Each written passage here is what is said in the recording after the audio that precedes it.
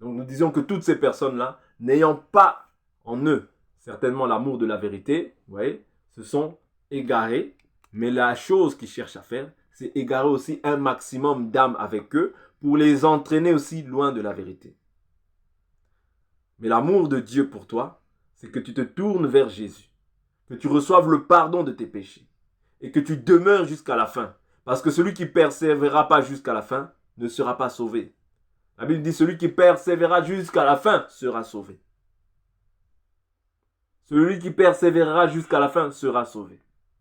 Voilà pourquoi prends garde.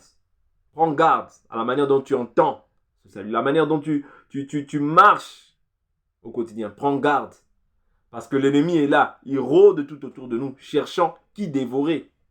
Mais la Bible dit résistez-lui ferme dans la foi, sachant que les difficultés que vous traversez sont attribuées à tous vos frères partout dans le monde. Les difficultés, ça aussi, ça peut être une difficulté pour toi.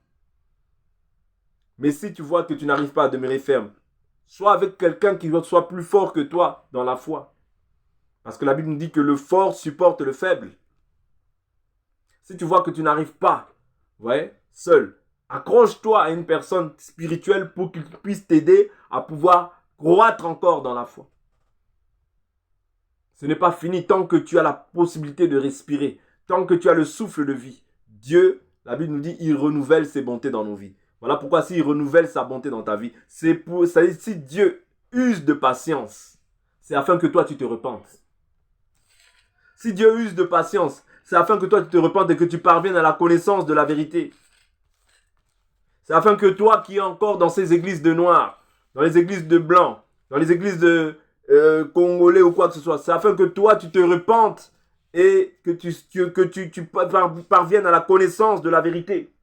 Dans les églises kimbanguistes, quoi qu'est-ce, c'est afin que tu sortes du catholicisme, c'est afin que tu sortes de toutes ces traditions et que tu viennes maintenant au véritable qui n'est autre que Jésus. Je prends l'écriture. 2 Pierre chapitre 3. 2 Pierre chapitre 3. Voici déjà, bien-aimés, la seconde lettre que je vous ai écrite. En toutes deux, je fais appel à des souvenirs pour éveiller en vous une claire intelligence, afin que vous vous souveniez des prédictions des saints prophètes et du commandement du Seigneur et Sauveur, transmis par vos apôtres. Sachez avant tout que dans les derniers jours, il viendra des moqueurs, pleins de railleries, qui marcheront selon leur propre convoitise. Et dans leur convoitise, qu'est-ce qu'ils diront? Dans leur convoitise, qu'est-ce qu'ils diront? Et diront, où est la promesse de son avènement? Car depuis que les pères sont morts, tout demeure comme depuis le commencement de la création. En effet, ils oublient volontairement qu'il y eut autrefois des cieux et une terre, qui du milieu de l'eau et formée par l'eau surgit à la parole de Dieu.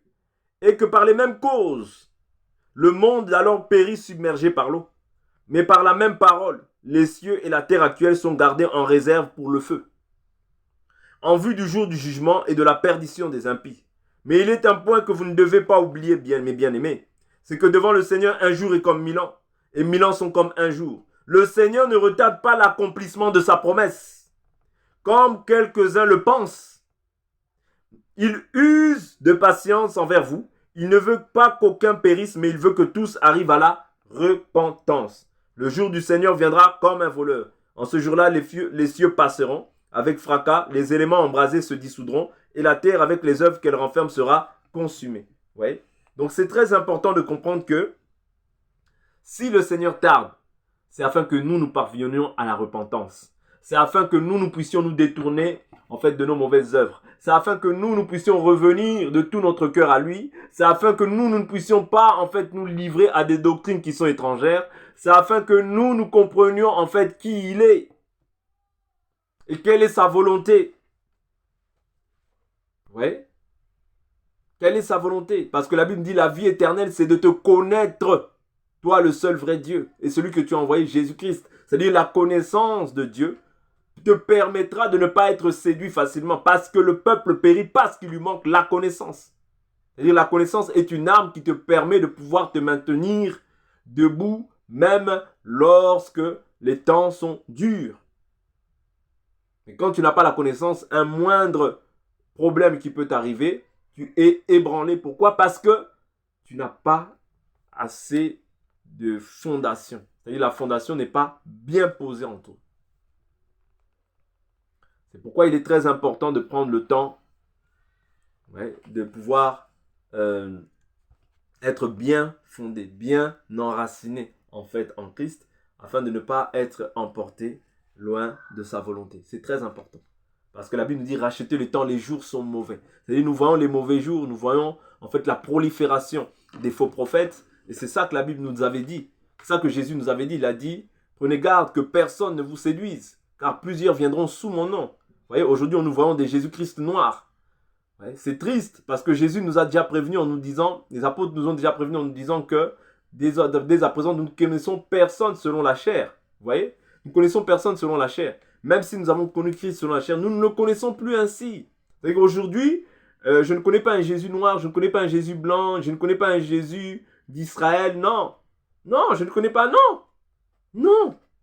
Même s'il est natif, vous voyez, d'Israël, mais nous connaissons Jésus qui est esprit. Qui est esprit.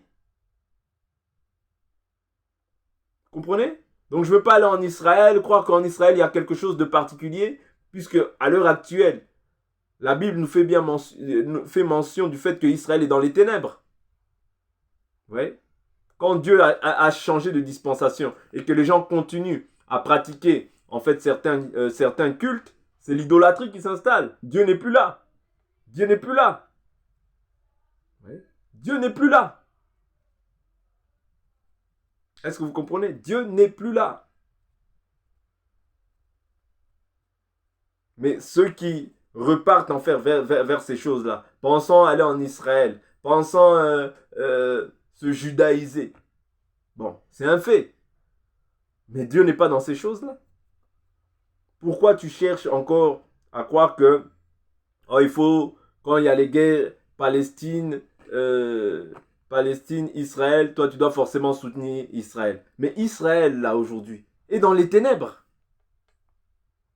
Tu verras quelqu'un qui prend un drapeau d'Israël pour revendiquer que lui, en fait, il est chrétien, mais c'est comme s'il fait allégeance à Israël, il prend un drapeau d'Israël. Mais tu ne comprends ni les Écritures, ni la puissance de Dieu.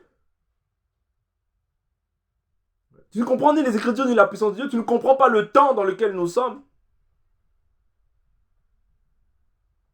Parce que le juif, ce n'est pas celui qui en a les apparences, mais le juif, c'est celui qui l'est selon l'esprit. Et la Bible nous dit que cette circoncision ne vient pas des hommes, mais elle vient de Dieu.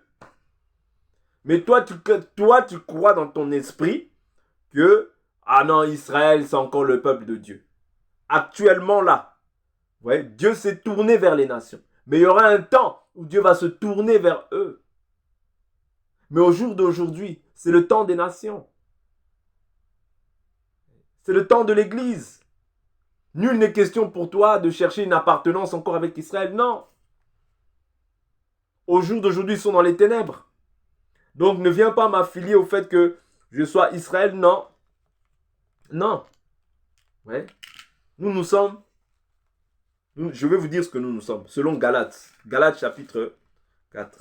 Galates chapitre 4. C'est terrible. Ouais, lorsqu'on ne comprend pas le temps, lorsqu'on ne comprend pas la dispensation dans laquelle nous sommes aujourd'hui, eh bien c'est ça les dérives qui viennent. Ouais, voilà pourquoi quand on n'a pas l'enseignement, quand on n'est pas bien posé sur l'enseignement, fondé sur l'enseignement, on commence à mettre foi à tout esprit. Vous voyez, un Dieu qui se présente en Afrique du Sud, toi tu cours en Afrique du Sud. Un Dieu qui se présente au Cameroun, toi tu cours au Cameroun. Un Dieu qui se présente au Botswana, tu cours au Botswana. Ah! C'est terrible. Galates chapitre 4, verset 21. Dites-moi, vous qui voulez être sous la loi, n'écoutez-vous pas la loi? Car il est écrit qu'Abraham eut 2 fils, un de la femme esclave et un de la femme libre. Mais celui de l'esclave fut engendré selon la chair, et celui de la femme libre en vertu de la promesse. Donc ici, on parle d'Isaac. Ok? Il y a une allégorie, car ces femmes sont les 2 alliances. L'une, celle du mont Sinaï, enfante pour l'esclavage. C'est Agar. Oui, Agar, c'est le mont Sinaï en Arabie. et elle correspond à la Jérusalem actuelle car elle est dans l'esclavage avec ses enfants. Car elle est dans l'esclavage avec ses enfants. Est-ce que vous comprenez? La Jérusalem actuelle est dans l'esclavage avec ses enfants. Mais la Jérusalem d'en haut est libre. C'est elle qui est notre mère. En effet, il est écrit, réjouis-toi stérile, toi qui n'enfantes pas, éclate de joie et pousse des cris, toi qui n'as pas éprouvé les douleurs, car les enfants de la délaissée seront plus nombreux que ceux de la femme qui a son mari. Pour vous, frères, pour vous, frères, comme Isaac, vous êtes enfants de la promesse. La Jérusalem d'en bas est dans l'esclavage. Nous sommes d'en haut, la Jérusalem d'en haut. C'est elle qui est notre mère. Donc toi, comme tu es charnel, je comprends que tu peux aller. Si tu es charnel, va prendre tes billets, vas-y.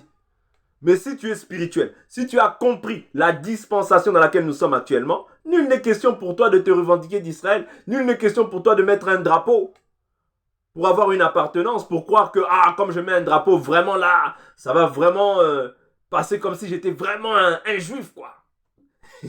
Tu n'as rien compris à la parole de Dieu.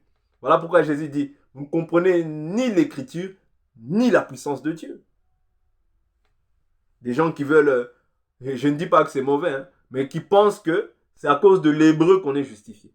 Tu n'es pas justifié par rapport à l'hébreu. Si tu ne connais pas l'hébreu et que tu acceptes Jésus-Christ dans ta vie comme Seigneur et Sauveur, tu seras sauvé. Mais si tu connais l'hébreu, gloire à Dieu. C'est une connaissance en plus. La Bible nous dit ajoutez à votre foi la connaissance. Ce n'est pas mauvais. Mais si tu crois que c'est par ces faits-là, c'est-à-dire il y a des gens aujourd'hui qui compliquent l'évangile, qui viennent avec des doctrines, qui viennent embrouiller les enfants de Dieu. Oh non, tu n'es pas baptisé au nom de Yehoshua HaMashiach, donc tu n'es pas sauvé. Ça, c'est quel évangile? Ça, c'est quel évangile? Il y a des gens qui vous troublent. Vous troublez les gens avec toutes vos choses là. Toutes les choses que vous amenez. Les doctrines étrangères. Oh non, il faut aller au Jourdain pour être baptisé. Oh non, tu vois ceci, cela. Oh non, il faut circoncire les gens. Vous ramenez des doctrines et des doctrines et des doctrines de démons. Et encore plus maintenant, les gens maintenant des dieux des Noirs. Bientôt on va voir les dieux des Indiens.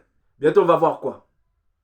Restez dans l'évangile et dans la simplicité à l'égard de Christ. Nous sommes la Jérusalem d'en haut. Et c'est nous qui sommes libres. Nous comme Isaac. Nous avons été engendrés selon l'esprit. C'est très important. Pour vous faire comme Isaac, vous êtes enfants de la promesse. Mais comme autrefois, celui qui avait été engendré selon la chair, persécutait celui qui l'avait été selon l'esprit. Ainsi en est-il encore maintenant. Or, que dit l'Écriture? Chasse l'esclave et son fils, car le fils de l'esclave n'héritera pas avec le fils de la femme libre. Ainsi, frères, nous ne sommes pas enfants de l'esclave, mais de la femme libre. Donc, je comprends que ceux qui vont encore à Jérusalem ou en Israël, ils sont encore esclaves, ils sont encore charnels, ils n'ont pas compris encore l'Écriture. Je ne dis pas qu'y aller pour une visite, c'est mauvais. Mais je dis que si tu y vas avec l'idée que Dieu est là-bas, tu fais fausse route. Tu fais fausse route et qu'il faut y aller comme si c'était un endroit de pèlerinage. Encore pire, ceux qui vont encore avec un chapeau, ils mettent une kippa et ils sont en train de prier dans le mur des lamentations. Ça, c'est pire. C'est-à-dire, tu rends un culte. C'est-à-dire, voilà pourquoi il est très important d'avoir la connaissance. Tu ne peux pas prier sur un mur. Je me connecte au mur. Je me connecte au mur. Tu te connectes à quoi? Tu te connectes à quoi? C'est-à-dire, toi, tu pries avec un chapeau. La Bible nous dit que l'homme, c'est une honte pour l'homme de mettre un chapeau lorsqu'il prie. C'est-à-dire que quand je prie, je ne peux pas mettre un chapeau sur ma tête. Tu pries sur un mur. Ta relation, toi, tu es en communion avec le mur ou tu es en communion avec Dieu? L'Écriture dans 1 Jean nous dit que si nous sommes en communion avec lui, Dieu est esprit, pourquoi tu vas être en communion avec un mur? Moi, je ne comprends plus rien. Je ne comprends plus rien. Donc la Bible nous dit, dans Galates 5, verset 4, vous êtes séparés de Christ, vous qui cherchez la justification dans la loi, vous êtes déchus de la grâce. Quand tu cherches la justification dans la loi, tu es déchu de la grâce. La grâce n'est pas mauvaise, mais la Bible nous dit que nous devons en faire un usage légitime. Un usage légitime. Mais lorsque tu cherches à pouvoir être justifié par la loi, faites attention, tu vas entrer dans des pratiques qui sont contraires à la grâce. D'où l'importance de comprendre en fait réellement la loi que Christ, la grâce du moins que Christ nous accorde. Parce que la loi est venue par Moïse, mais la grâce et la vérité sont venues par Jésus-Christ. Attention, attention.